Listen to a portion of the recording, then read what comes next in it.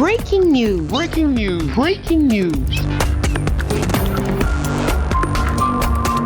Côte d'Ivoire, ouverture du 11e sommet des forces terrestres africaines. Merci de rester sur CNN. Breaking news. Breaking news.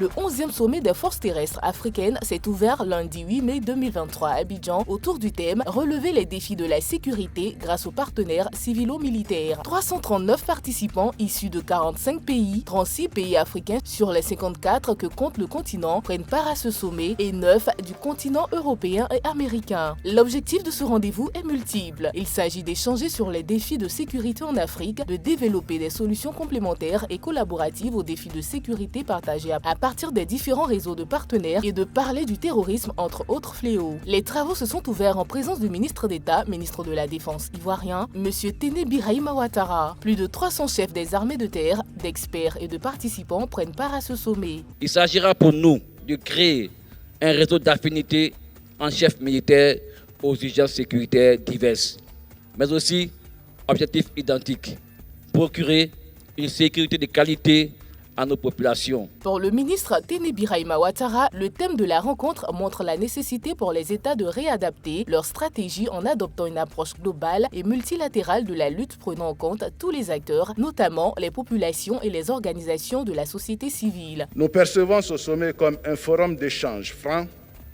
permettant aux parties présentes d'élaborer des stratégies en vue d'améliorer la sécurité et la stabilité des pays africains en proie à l'insécurité.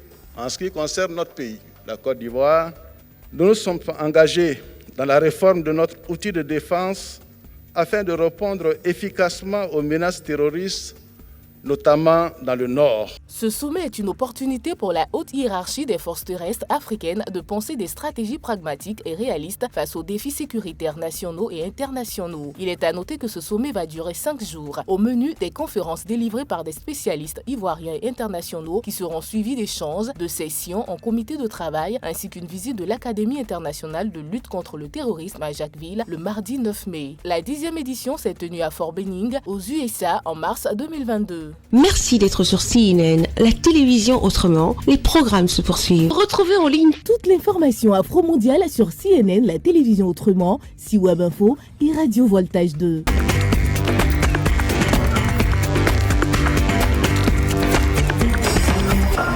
Breaking news. Breaking news. Sur CNN.